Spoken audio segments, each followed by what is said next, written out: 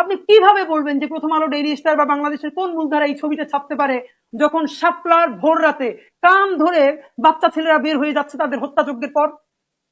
ছবিকে গ্লোরিফাই করা হলো। এবং সেই স্মৃতি আমি জীবনে ভুলবো না। ঢাকা বিশ্ববিদ্যালয়ের রামপুরের শ্রাবণ বাসে আমি সেদিন সকালে আসছি।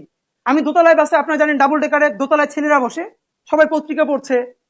কওমি মাদ্রাসার ছোট ছোট ছেলেরা আসলো, তাদেরকে কান ধরে বের করা হলো শাহবাগে, শাপলা থেকে ভোর রাতে। ঢাকা বিশ্ববিদ্যালয়ের ছাত্ররা একবার এই প্রশ্ন করা শিখলো না, তারা যদি ক্ষমতাও দখল করতে আসে শহরে, সে কে?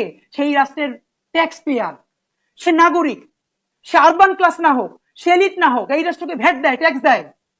হু gave you the right to kill him? কে তোমাকে তাকে হত্যা করার অনুমতি দিল? তাকে তুমি ডিল করো, আটকাই রাখো, সমঝোতা করো।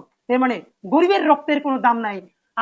আমি জীবনে ভুলবো না ঢাকা বিশ্ববিদ্যালয়ের প্রতি আমার সমস্ত ধরনের শ্রদ্ধা, ভালোবাসা সেই দিন নষ্ট হয়ে গেছে যেদিন দেখলাম ঢাকা বিশ্ববিদ্যালয়ের ছাত্ররা সেই কান্তারা ছবি নিয়ে আনন্দ করতেছে।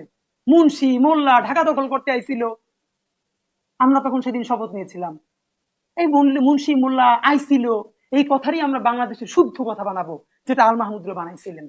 আমরা শাহবাগী থেকে ফ্রেম করি এই কাজগুলোকে। আপনি আপনার শত্রু বলে তারা শুট করে ফেলবেন? আপনি এই নাগরিক প্রশ্ন তুলবেন না যে তোমাকে হত্যার অধিকার করা তাকে কে দিল?